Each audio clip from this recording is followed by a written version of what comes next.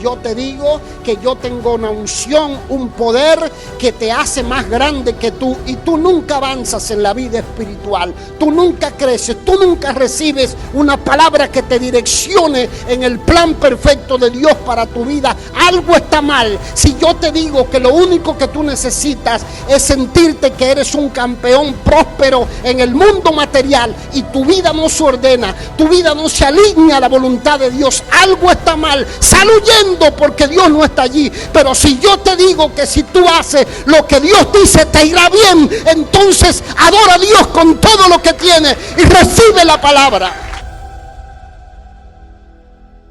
Y no se distraiga, porque Dios quiere hablarle. Voy a hablar bajo el título o el tema: enemigos reales de la unción. Mis amados, todo empezó con una pequeña cancioncita. Saúl mató a sus miles, David a sus 10,000. Así empieza la historia en la narrativa en este capítulo, a fin de nosotros identificar y quitar del medio los enemigos que tenemos en el plano real, no cosas imaginarias que nosotros nos hacemos. Y en el plano de la vida personal hay que aprender sobre la vida de estos hombres y mujeres de fe en las Escrituras. Si queremos imitar su ejemplo, si queremos llegar a estar tan bendecidos como lo estuvieron hombres como David, como Samuel, como Gedeón, como Josué, como el apóstol Pablo, nosotros debemos aprender qué fue lo que hizo que ellos marcaran la diferencia. Debemos seguir mirando en estos pasajes lo que hizo que David fuera considerado un hombre conforme al corazón de Dios. La Escritura dice: sobre todas las cosas guardadas, guarda tu corazón, porque de él mana la vida. Y no está hablando específicamente o en sentido estricto solo del órgano que bombea sangre a nuestro corazón. Está hablando del alma, está hablando de nuestra relación con Dios. Está hablando del asiento de donde se incuban cosas buenas y cosas malas que van a determinar si Dios va a ir con nosotros a lo largo del camino o no. Queremos ver en nuestros hijos y en nosotros mismos las bendiciones que hombres como David conquistaron. ¿Cuánto van detrás de que sus hijos sean bendecidos? ¿Y cuánto van detrás de que la bendición de Dios esté sobre su vida? Amén.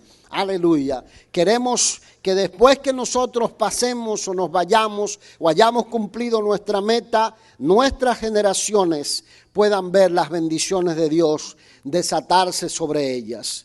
Lo que hizo que este pastor, este guerrero, este príncipe próspero le fuera bien en todo lo que emprendió, está revelado aquí para enseñarnos el camino de lo que es la bendición espiritual y la bendición material. Hay una axioma en una de las cartas de los apóstoles, es Juan, que dice, hablándole a un líder de la iglesia: amado, yo deseo que tú seas prosperado en algunas cosas. No es en algunas cosas que dice. No es en algunas cosas. Yo es para ver si ustedes están prestando atención. Amado, yo deseo que tú seas prosperado en todas las cosas y que tengas salud, así como prospera tu alma. El evangelio no vino para que hagamos una caricatura de él y le digamos a la gente: Dios quiere que tú seas famoso, seas un campeón, seas lo más grande, lo más lindo, que no tengas problema en la vida. No, el evangelio vino para hacer un trabajo completo y total en nosotros, en el que Dios cambia tu manera de vivir y entonces te alinea a lo que es la voluntad perfecta de Dios para tu vida, y tú ves el plan concretado de Dios y vas venciendo las pruebas, las tribulaciones, las dificultades que se presentan a lo largo del camino. Alguien tiene que decirme amén. Aleluya. Si va a adorarlo, adórelo con gozo al Señor. Gloria a Dios. Leemos aquí, dice el pasaje, que David tenía más éxito que todos los siervos de Saúl y su nombre se hizo de mucha estima entre todo el pueblo de Israel. Los ojos del pueblo y los ojos de los siervos de Saúl estaban admirados por la conducta del valiente muchacho que derrotó al gigante. Recuerden la semana pasada que yo decía que en el momento en que David mata al gigante Goliat, agarra, le corta la cabeza y sale con la cabeza en la mano y no la suelta hasta que no termina el episodio. Y cuando el general del ejército, Abner, le trae a David a Saúl, dice que Saúl le pregunta: ¿de quién eres hijo, muchacho? Y David tiene la cabeza del filisteo en la mano. Imagínense la figura de un muchacho tierno, flaco, rubio, elegante, bonito, ensangrentado, con la cabeza de un gigante en la mano. Yo les decía que qué bueno que David no es como yo. Porque si viene y me pregunta de quién eres hijo, muchacho, yo le digo: no, un momento, muchacho no. Don David, hijo de Don Isaí de Belén de Judea. Y a partir de ahí empieza, porque así somos nosotros. Pero David tenía algo, y es que no tenía cambio de personalidad. Entendía que todo lo que había logrado, todo lo que había alcanzado se debía a que la gracia de Dios estaba sobre él y que nadie más que Dios merecía la gloria y la honra. Hay varios principios aquí mientras nos adentramos al siguiente paso en lo que es esos enemigos reales contra la unción que Dios ha depositado sobre nuestras vidas. Cuando yo hablo e insisto en esto sobre el tema de la unción, quiero dejar en claro que la unción no es una propiedad privada de ningún apóstol, ni profeta, ni nadie. Es la bendición que Dios ha colocado sobre cada uno de sus hijos, sobre usted y sobre usted. No hay diferencia alguna. Lo que pasa es que algunos saben lo que tienen y otros no saben lo que tienen y no usan lo que Dios ha depositado sobre sus vidas. Cuando estoy hablando de la unción, estoy hablando de la bendición de Dios sobre su vida, del favor de Dios, de la gracia de Dios que viene en un paquete completo, sin defecto, sin falla, que Dios le ha entregado en las manos y le ha dicho: úsalo para mi gloria. Y algunos saben utilizar ese paquete y otros no saben porque lo desconocen al desconocer la palabra del Señor. Y aquí vamos a ver cómo David se cuida de algo de lo que yo quiero llamar la atención, y es el cuidado de cambio de personalidad. Eso es lo primero de lo que voy a hablar, el cuidado del cambio de personalidad. Se nos dice al principio del capítulo que inmediatamente David habló con Saúl.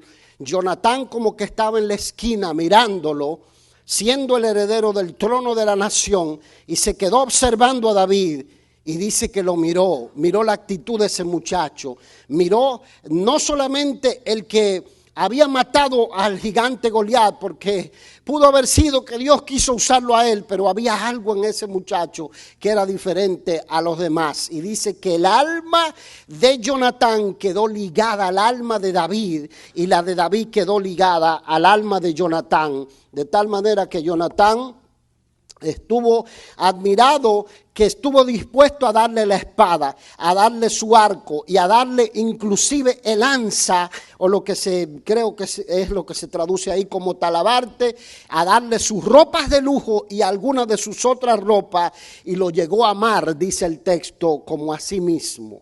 Lo que impresiona a Jonatán no es la actitud aguerrida, la actitud valiente de David, sino la humildad con la que actuó y habló con su propio padre. Porque si hay algo que a Dios le agrada es un corazón humilde, un corazón contrito, un corazón humillado. Entiéndame algo que he venido aprendiendo a lo largo del camino en el trato con la gente. Uno de los más grandes problemas que el ser humano tiene es la soberbia. Es el creerse que es más lindo, que es más grande, que es más extraordinario que los demás. Y yo me he dado cuenta que a veces señalamos, dice que en un momento uno salió al patio de la casa y empezó a tronar y caían rayos y vio y se veían los relámpagos y dice, mira, hasta Dios me saca fotografías.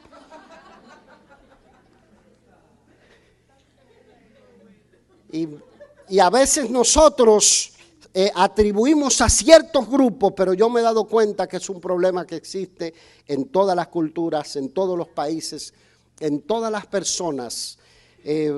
Cuando alguien muchas veces te habla ¿verdad? Y te empieza y te mira a los ojos y te dice una cosa y asume en su personalidad que tú no le estás entendiendo porque tú eres más tonto, tú eres más lento, tú eres más ignorante, para no decirle lo otro que quieren decir, ¿verdad? Estúpido, Pero no hace falta que lo diga con palabras porque te lo está diciendo con tanta insistencia que tú dices hay algo que no está bien aquí. Y muchas veces el poseer ciertas ventajas con relación a los demás, dependiendo de la cultura en la que nos encontramos, nos llega a pensar que somos más sabios, más lindos o más inteligentes o mejores o superiores que los demás. Eso se llama soberbia. Y no atribuye a nadie, por eso yo no hago chistes transnacionales, no. Yo prefiero hacer chistes del indio dominicano, porque ese es el que yo conozco, ¿verdad que sí?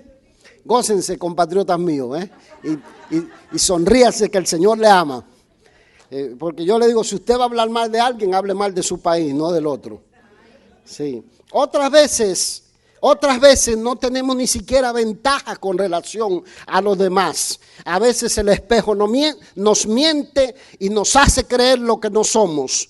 Y lo que pasa es que nos han dicho tanto que somos lo más grande, lo más lindo, lo más bello, que nos terminamos olvidando que somos una common caterpillar.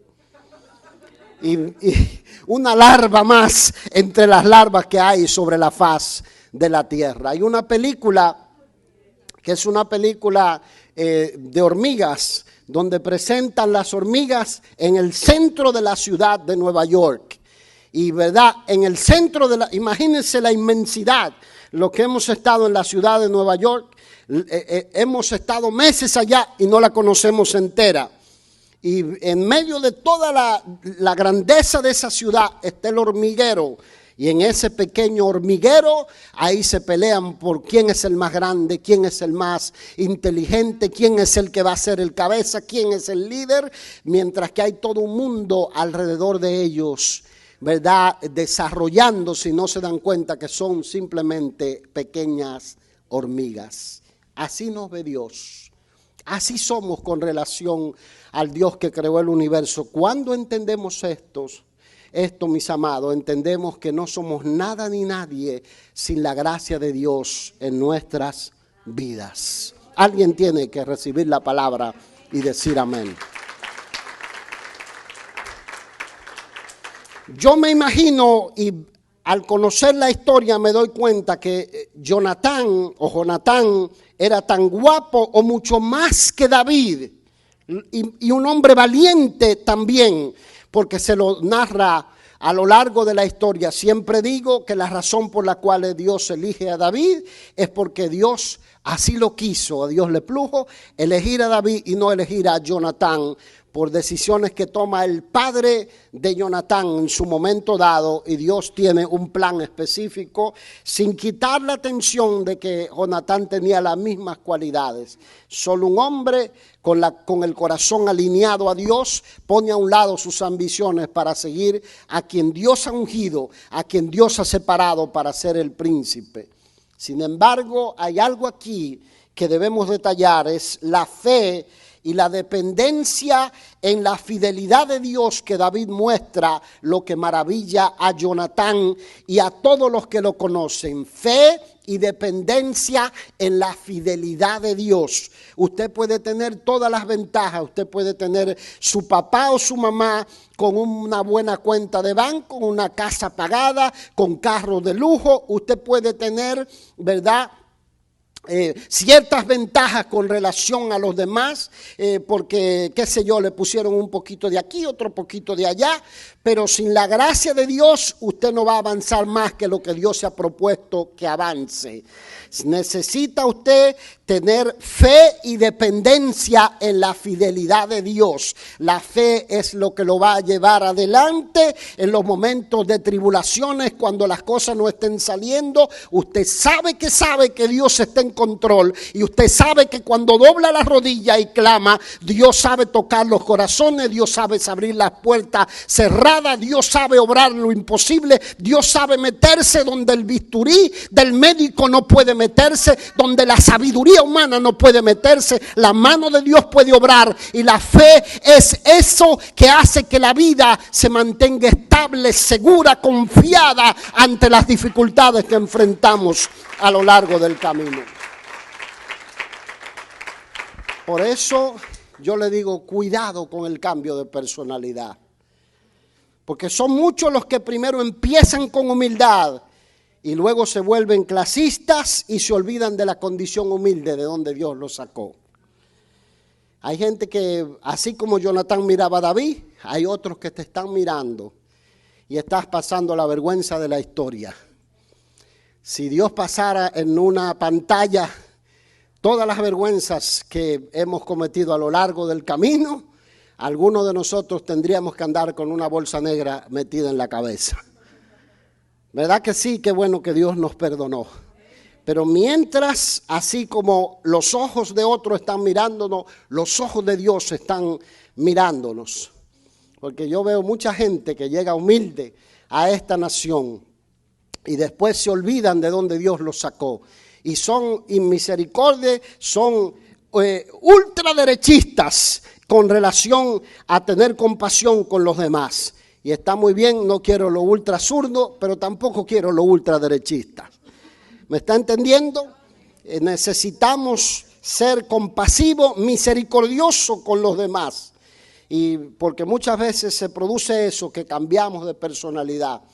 No recuerdo, hace unos años había un predicador que decía que la gente cuando venía de la región de su país caminaban así.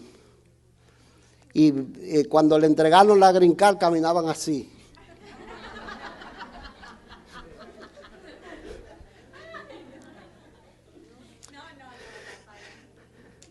O como Daniel me dice, vio a uno que le llevaban la sombrilla y caminaba así. Y le llevaban la sombrilla y caminaba así. Y no le quiero decir lo que nosotros pensábamos. Entonces hay que tener cuidado con el cambio de personalidad. Se olvidan de la condición humilde, no se juntan con esa chusma. Otros son, dice, sencillos y humildes hasta que se ponen braces, se hacen unas cuantas cirugías, se compran un BMW, un BBM, se gradúan de alguna carrera y empiezan a ganar un buen salario, ya no saludan a nadie más. Déjeme decir esto, y yo espero que no lo vean en las redes sociales. Pero yo recuerdo a alguien que había venido para Nueva York. Allá decimos Nueva York, no sé en su tierra. Todos nos venimos para Nueva York, aunque vayamos para Miami o vayamos para algún lado. ¿Sí o no, compatriotas? Entonces, recuerdo que aquel que se fue para Nueva York, llegó de vuelta a la tierra y llegó, oiga, en un flamante vehículo de lujo, con vidrios muy ahumados, que nadie podía verlo. Y yo estaba parado así. No puedo decir eso porque me voy a meter lío. Yo estaba parado así y cuando cruzó, se paró ahí, duró media hora parado y no bajó los vidrios para saludarme. Decimos allá en Dominicana, me subió los vidrios. Y al poco tiempo, no pasó mucho tiempo, lo deportaron de aquí. Pobre hombre, ¿verdad que sí? Y después me mandaba saludos. Nada más le faltaba que me saltara y me abrazara. Y yo decía, ¿cómo cambian las cosas? Otros no necesitan mucho, les basta con saber que tienen algo más que la mayoría para cambiar de personalidad. Aquí está el sello de lo que vemos en la vida de David. Mis amados, usted y yo podemos impresionar a los hombres, pero a Dios no lo podemos impresionar. Aquí leemos que cada vez que David salía, cuando los príncipes de los filisteos salían a campaña, David tenía más éxito que todos los hombres de Saúl, y los hombres que estaban en combate con él lo miraban. Algo tiene este muchacho que lo hace diferente a la mayoría. Algo tiene que lo califica, algo tiene que lo hace un hombre tan poderoso, y además de todo ganaba favor con el pueblo y era el mejor amigo del príncipe, de Jonatán, el hijo del rey. Aquí hay que identificar un siguiente elemento importante en la vida de los hombres y las mujeres a los que Dios les confía dones, a los que Dios le deposita cosas en las manos, porque hay gente que sueña con ganarse la lotería y Dios dice, no, ni se me ocurra darle la lotería, porque es un candidato directo al infierno. Además, a Dios no le interesa que usted juegue la lotería, ¿verdad que no? Eso no es de Dios, porque la confianza no puede estar puesta en la lotería. Así que si se le queda la Biblia, esconde el ticket que yo no lo encuentre, para no tener que predicar en contra de eso. Entonces, aquí hay algo, dice la escritura, que inmediatamente David termina de matar a Goliat, los hombres entran a la ciudad. Y el versículo 6 dice, aconteció que volvían ellos, cuando David volvió de matar al filisteo, salieron las mujeres de todas las ciudades cantando y danzando para recibir al rey Saúl con panderos, con cánticos de alegría y con instrumentos de música. Oiga los elementos aquí, dice con panderos, con cánticos de alegría y con instrumentos de música, y cantaban las mujeres que danzaban y decían, Saúl hirió a sus 1000 y David a sus 10,000. Y se enojó Saúl en gran manera y le desagradó este dicho y dijo, a David dieron 10,000 y a mí 1000, no le falta más que el reino. Y desde aquel día Saúl no miró con buenos ojos a David. Hay una pregunta que quiero hacer aquí. ¿Para quién es la actuación? ¿Para quién es la actuación? ¿Para quién es todo lo que usted hace en la vida? ¿Para quién es que usted vive? Porque si usted vive para los aplausos y vive para el like y vive para que los hombres lo vean, usted va a terminar decepcionado a lo largo de la vida. La vasta mayoría de la gente no disfruta lo que hace para vivir porque simplemente lo hace para sí mismo y no entiende que Dios lo puso allí, que la oportunidad se le está abriendo Dios, que Dios le da la salud, Dios le da la posibilidad de hacer lo que está haciendo. Sin importar si tiene una cuchara de albañil, sin importar si es el ejecutivo de una compañía, a menos que usted lo haga para Dios y no para los hombres, muy pronto se sentirá aburrido por la rutina. No se crea que el ejecutivo que está en el tope, en la cúspide, se siente diferente al albañil que termina el día. Si lo hace para Dios y dice, gracias Señor porque estoy en salud, tengo la fuerza, tengo la capacidad, entonces encuentra deleite en lo que hace en la vida. Alguien tiene que recibir la palabra.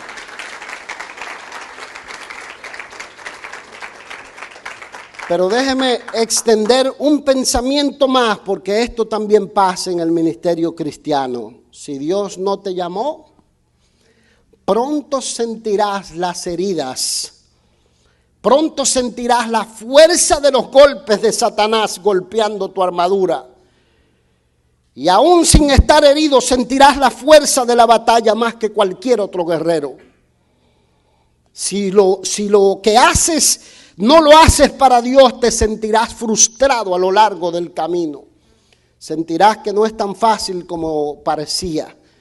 Porque los aplausos y los likes no pueden ser la medida del éxito en el ministerio ni en lo que tú haces. No debe ser el motivador.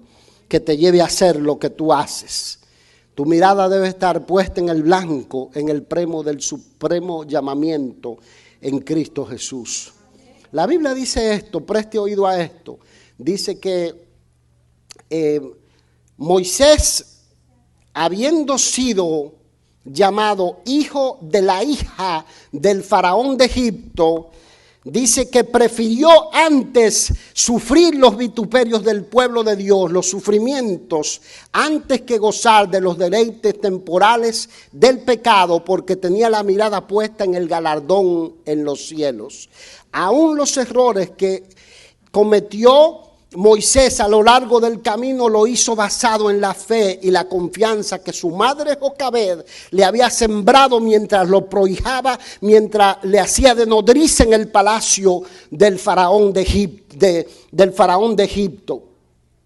Por lo tanto, nuestra mirada no debe estar puesta en los aplausos, ni en que te reconozcan, ni en que te tomen en cuenta. Nuestra mirada debe estar puesta en que lo que hacemos lo hacemos para Dios, para su gloria, para llevarle honra y alabanza en todo lo que hacemos, y vamos a encontrar un deleite en lo que hacemos. ¿Dice amén? Vemos aquí, entonces yo digo, los enemigos de la unción de Dios y de la bendición que alcanza generaciones. El cántico aquel de las mujeres que afectó a Saúl, aún siendo un viejo guerrero, porque dice que las mujeres salieron a recibir a Saúl, no salieron a recibir a David, pero quisieron dar un cántico de reconocimiento a David, porque David mató 10,000, David, y Saúl sus 1,000.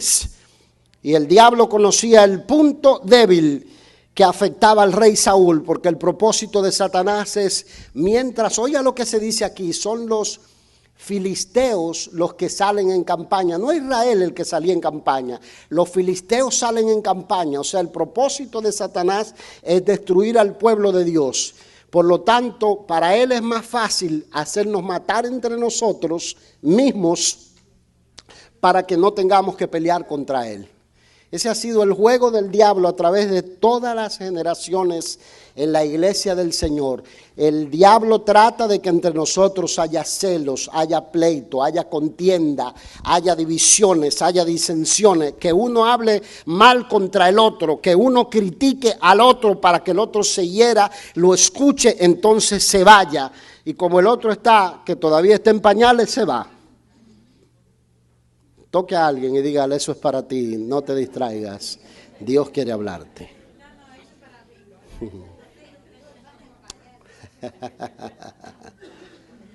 Dese vuelta al que se lo digo y dígale, para ti también.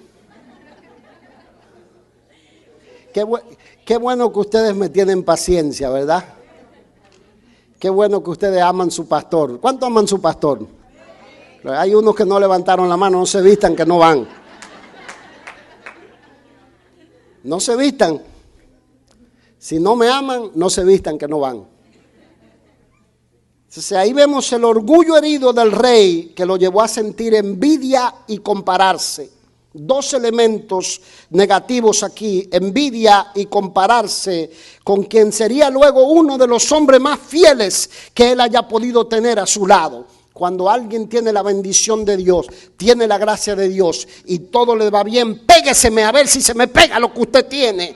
Déjeme gozarme, déjeme subirme al carro ese que tiene eléctrico para ver si se me pega la bendición y yo poderme subir también al carro eléctrico.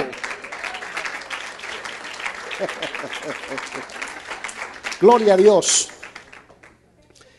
Hay gente que lo mira. Míralo con un BMW. Míralo con el carro eléctrico. Y yo digo, Padre, ponlo a mi lado, que esa gente próspero algo se le pega a uno. Sí, aunque es un Chick-fil-A, ¿no? Algo. Compararse con el hombre que luego sería, dice, a partir de ahí no lo vio con buenos ojos, porque los celos y la envidia pueden destruir la vida espiritual y frenar la gracia de Dios en la vida de los creyentes. Esa ha sido la trampa del diablo. el deseo del reconocimiento, de ir detrás de lo que el mundo persigue. Hay un autor llamado Edmund Bounds, creo que Edmund Mackenzie Bounds, autor de unos 12 libros, entre uno de ellos se encuentra La oración, fuente de poder. Y el autor dice: si Satanás logra hacerte un ministro codicioso, amante de la buena mesa y de las adulaciones, habrá echado a perder tu ministerio. Porque el diablo quiere que uno persiga que lo aplaudan, que uno persiga que lo reconozcan, que le diga que es lo más grande, que es lo más lindo, que hay poder que brota de tus manos y que la unción tuya es más grande que la de todos los demás. Le tengo malas noticias: siempre habrá alguien que predique mejor que tú, siempre habrá alguien que cante mejor que tú, siempre habrá alguien que juegue mejor que tú, siempre habrá alguien que lo haga mejor que tú, y tú tienes que gozarte en la bendición de que Dios está levantando a alguien con mayor unción. Aleluya. Porque los celos y la competencia lo que hacen es que abren puertas espirituales que frenan la gracia de Dios, que activan los demonios para que la iglesia se destruya, se divida y para que las relaciones se rompan. Con lo que el diablo está trabajando hoy en día es que ese espíritu de competencia aún entre la misma familia, ese espíritu de compararse, de competencia. ¿Los de atrás me escuchan? Gloria a Dios, qué bueno. Pongan atención al versículo 10.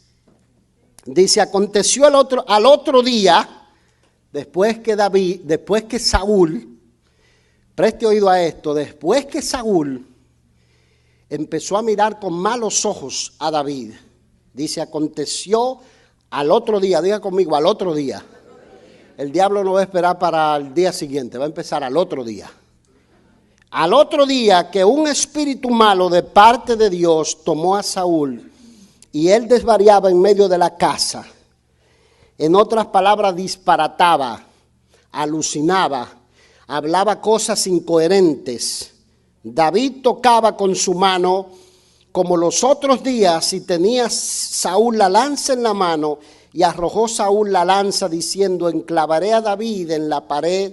Pero David lo evadió 2 veces. La primera vez que le tira la lanza, le sigue tocando el arpa. Oiga lo que dice: un espíritu malo. Diga conmigo, un espíritu malo. En el Antiguo Testamento, cada vez que usted lee, las cosas buenas y malas se le atribuían a Dios. No porque Dios era un agente de enviar espíritu malo, eso se explica a través de la Escritura, sino porque entendían que nada ocurría sin que la voluntad de Dios lo permitiera. Porque existen 2 voluntades expresadas, diga conmigo, permisiva y perfecta. En su permisiva voluntad, un espíritu malo, Dios permitió que viniera sobre Saúl. ¿Quién era el culpable? ¿Saúl o Dios? Diga conmigo, Saúl, por los celos y la envidia. Son el vehículo del diablo para destruir familias, matrimonios y relaciones. El hermano que tú criticas hoy puede ser el hermano que toque la flauta mañana para que tú vayas al cielo. No, para que tú vayas al cielo, no, para que tú seas bendecido. ¿Dice amén? Así que usted tiene que amar a su hermano. ¿Cuánto han hablado mal de alguien alguna vez? ¿Cuánta gente hipócrita y mentirosa? ¿Cuánto han hablado mal de alguien alguna vez? Gloria a Dios. Entonces, cuando hable mal de usted, no se preocupe, que usted también lo hizo. Déselo con gozo al Rey de Reyes. Los celos y envidia son el vehículo que frenan la bendición del Señor y la unción de Dios. No puedo dejar de contar que mi papá, antes de conocer al Señor, creía que su mejor amigo estaba dispuesto a dar la vida por él. Hasta que mi papá se convierte al Señor y su mejor amigo se convierte años después, se juntan y el otro le dice: mientras nosotros andábamos juntos, yo estuve buscando la oportunidad para quitarte la vida. Yo no sabía por qué. Tú eras mi mejor amigo, pero ya yo sabía por qué, por celos y envidia. Mi papá es de ese tipo de gente que donde va, hace 50 amigos en 5 minutos. Y él da la vida por esos amigos. Y yo le digo, papi, no todo lo que brilla es oro. Pero así era él, así sigue siendo él. ¿Y por qué razón? Porque el diablo no viene sino para matar y destruir. Y él sabe que el vehículo que utiliza Satanás es el juego de la comparación. Y ese juego hay que evitarlo a lo largo del camino. Nosotros debemos, yo creo, que tomar el modelo de reconocer, honrar, identificar cuando alguien tiene dones, cuando alguien tiene talentos que tú y yo no tenemos. Gocémonos y alegrémonos de eso. Hay que gozarse en la bendición del hermano. Cuando uno aprende a gozarse en la bendición del hermano, entonces Dios puede confiar en ti para otras cosas. Y eso era lo que David tenía, y lo vemos a lo largo de la historia, para que la presencia de Dios descanse sobre ti, venga sobre ti, porque se fue de la vida de Saúl. ¿Qué te hace a ti diferente o a mí de Saúl? Cuando nosotros estamos en ese juego de la comparación, yo quiero que usted entienda que los hongos de la crítica son como los demonios, se pegan, se contagian, dañan, destruyen, terminan haciéndote creer lo que la otra persona no es, porque tú empiezas a compararte con la otra persona. Yo digo, si tú no tienes nada bueno que decir de tu hermano, calladito te ves más bonito. Dígame. Amén. Si no tienes nada bueno que decir, calladito te ves más bonito. Mejor no diga nada. Son muchas las veces que yo digo, yo siempre recuerdo que alguien movió unas cosas del lugar, no sé, las quitó todo. Y yo decía, la movió a propósito, lo hizo para hacerme la vida insoportable. Y cuando me lo encontré entonces en la semana, el hermano se tiró, me pegó el mejor abrazo. Y yo sentía que el abrazo era de Dios. Yo dije, perdóname, Padre. Tenemos que arrepentirnos porque nosotros debemos gozarnos con la bendición de los demás. Siempre habrá alguien que haga las cosas mejor que nosotros. Pero yo quiero que usted entienda que la unción que Dios ha depositado en ti es única. Única. Otros harán las cosas mejor que tú, pero no pueden tocar las vidas que Dios ha preparado para que tú toques, porque Dios te ha dado a ti una unción única para hacer lo que Él se ha propuesto en su economía divina. Toque a alguien y dígale, la unción que tú tienes es única.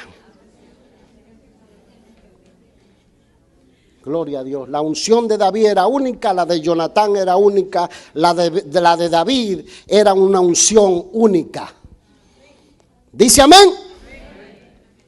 Siguiente punto, y con este cierro.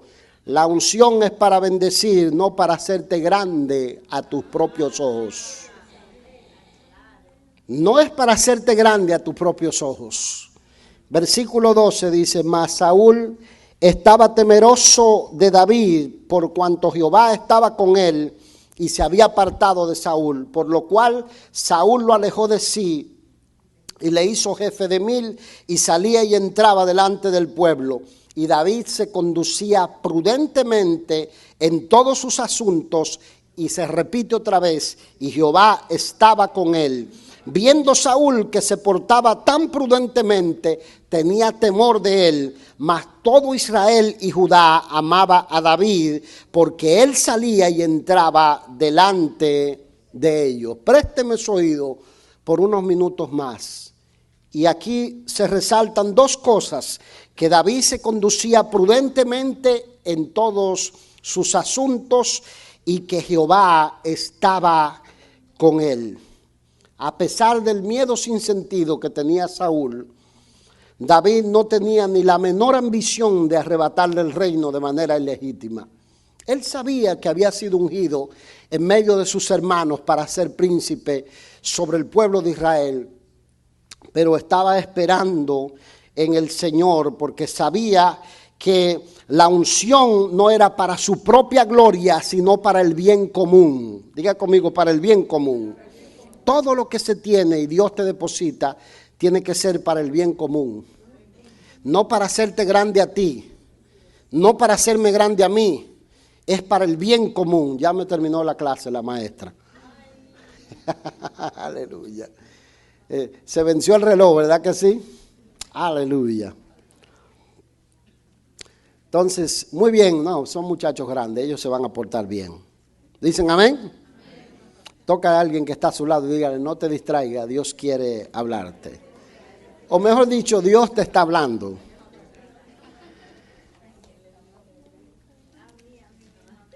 Alguien me dijo, están transmitiendo este mensaje, ¿verdad que sí? Claro, porque este mensaje era para mi suegra. Por la duda de que ella siempre se conecta. Y para ustedes también, no lo tomen a mal. Sí. Ustedes todos lo toman a mal. ¿Cuántos aman su suegra? ¿Cuántos están casados? Hay que hacer un culto de liberación aquí. No, yo sé que ustedes aman su suegra. Dice, a pesar del temor sin sentido, David no tenía la menor ambición. Y aquí nosotros sabemos algo, mis amados. Dios conoce los corazones. Aquí se dice que el pueblo amaba a David porque no usó la unción que tenía, ni los dones que tenía para su propia gloria, sino para el bien común.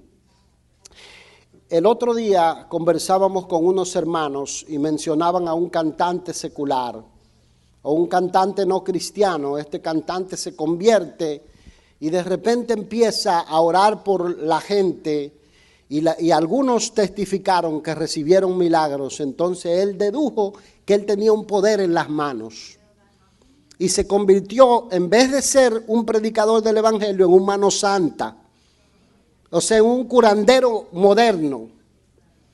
Y verdad, ya él creía que tenía, verdad, poder en las manos y decía, poder brota de mis manos, y se convirtió en mano santa, se confundió.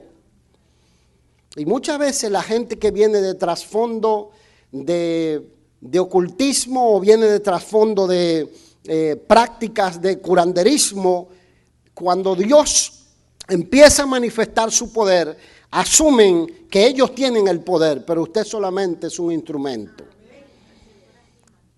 No solo He-Man. Dicen que el burrito que cargó a Jesús para entrar a Jerusalén creía que los aplausos eran para él. Hasta que le dijeron, ¿qué burro eres? Era al que llevaba sobre tus lomos, al que le estaban dando los aplausos. Miren, el sueño recurrente, yo tengo una pesadilla recurrente. La pesadilla recurrente es que yo doy la palabra y la gente está en la Lilén. Y yo digo, ay Señor, que eso nunca me pasa. Porque sin la gracia de Dios, ¿qué somos? Nada. Entonces, ahí está Pablo, al hablarle a los creyentes de Éfeso, les dice el propósito por el cual Dios ha entregado dones a la iglesia. Y oiga cómo él lo dice. Él dice, yo pues, preso en el Señor, os ruego que andéis como es digno de la vocación con que fuisteis llamados, con toda humildad y mansedumbre, soportándoos con paciencia los unos a los otros en amor, solícitos en guardar la unidad del Espíritu en el vínculo de la paz. Y luego entonces pasa a mostrar el propósito del por qué Dios derrama dones sobre la iglesia del Señor, y dice, porque Él mismo constituyó a unos apóstoles, a otros profetas, a otros evangelistas, a otros pastores y maestros, a fin de perfeccionar a los santos para la obra del ministerio, para que el cuerpo de Cristo sea edificado hasta que todos lleguemos, hasta que algunos lleguemos, no, algunos no, hasta que todos lleguemos a la unidad de la fe y del conocimiento del Hijo de Dios, a un varón perfecto, a la medida de la estatura de la plenitud de Cristo. Si yo te digo que yo tengo una unción, un poder que te hace más grande que tú, y tú nunca avanzas en la vida espiritual, tú nunca creces, tú nunca recibes una palabra que te direccione en el plan perfecto de Dios para tu vida, algo está mal. Si yo te digo que lo único que tú necesitas es sentirte que eres un campeón próspero en el mundo material y tu vida no se ordena, tu vida no se alinea a la voluntad de Dios, algo está mal. Sal huyendo porque Dios no está allí. Pero si yo te digo que si tú haces lo que Dios dice te irá bien, entonces adora a Dios con todo lo que tienes y recibe la palabra.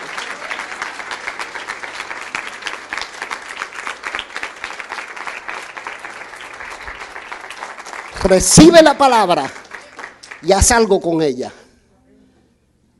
Porque el propósito es que lleguemos a parecernos más a Jesús. Por eso estos principios están dados aquí. Quiero tocar un principio más, pero lo vamos a dejar aquí.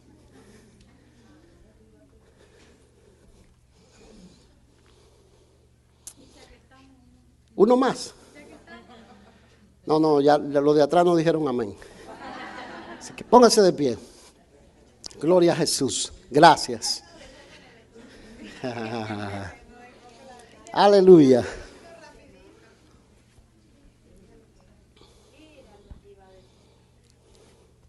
Muy importante.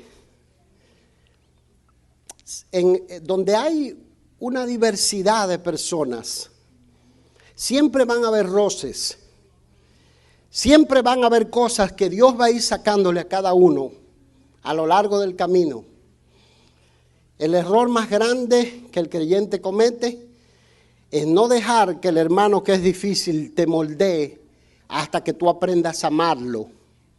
Hasta que tú pongas tu persona a un lado y digan, como decía un amigo que tenía, este es los dedos de Dios que moldean mi vida. El hermano difícil son los dedos de Dios que moldean tu vida. Pero tú no puedes permitir que la maldad de los demás o que los demás demuestran te muevan de la unción y de la firmeza en la que Dios te ha puesto. Y es en eso en que resistió David. David ganó todas las batallas físicas y tenía gracia con el pueblo, pero tuvo que librar la batalla emocional para ganar la confianza de Dios. Hasta que nosotros no vencemos y ganamos la confianza de Dios, Dios dice, no te puedo dar eso que me estás pidiendo. No puedo obrar en esa área de tu vida, en esa dificultad, en eso imposible, porque sé que vas a cambiar de personalidad. Sé que vas a abandonar la fe. Sé que vas a dejar de andar de la mano conmigo, entonces tengo que permitir esa dificultad, porque la escuela de la paciencia es la escuela en la que más Dios trabaja con nosotros. Es difícil esperar en Dios. Me dijo un misionero que anduvo en muchos lugares en el campo, me dijo, lo más difícil es esperar en Dios porque nos ponemos viejos. Pero está en nosotros el prolongar el trato de Dios o el hacer que ese trato sea más corto. Y David tuvo que pelear esas batallas para ganar la confianza de Dios. Oiga lo que le dice el sinvergüenza de Saúl. Le dice, te voy a dar mi hija mayor por mujer, con tal que me seas hombre valiente y pelees las batallas. ¿Y cuántas batallas más quiere que pelee? Si soy yo, le dijo, viejo sinvergüenza, ya me la gané. Pero como no era yo, era David. David dijo, ¿quién soy yo, este perro muerto, para que sea el yerno del rey? Y lo que me gusta es esto, es que David, Jiménez, lo que él decía, lo decía de corazón. De corazón. Porque usted y yo podemos engañar a los hombres, pero a Dios no. Porque Dios al altivo lo mira de lejos, mas atiende al humilde. Yo no sé, pero es que Dios quiere bendecir a mucha gente aquí. Gloria a Dios. Mire, lo que más nos emocionamos, porque Dios pone una visión en el corazón de uno de hacer tantas cosas, y lo que más nos emocionamos con que las familias prosperen. Cada vez que yo veo que parquean un carro nuevo ahí, yo digo, mira la unción que hay aquí. Esto es una unción fina. Pero no es porque llegó el que tiene el carro nuevo, no, es porque yo veo que gente que llegan con los carros destartalados lo empiezan a cambiar. Tienen que reconocer a Dios cuando Dios los bendice. Es más, hay gente que tiene dinero en el banco y andaba con el carro destartalado porque tenía una venda puesta en los ojos. Dijo, ¿para qué yo voy a seguir llevando este carro al mecánico? Porque la unción de Dios le quita la ceguera. ¿Dice amén? Entonces, no se contagie, dice la Escritura, conviértanse ellos a ti y tú no te conviertas a ellos. Llegó el momento de darle la hija y Saúl se la dio al otro. Y David seguía siendo humilde, seguía siendo sencillo, seguía siendo fiel, seguía hablando bien del rey, no decía este viejo esquizofrénico. Alguien tiene que recibir la palabra.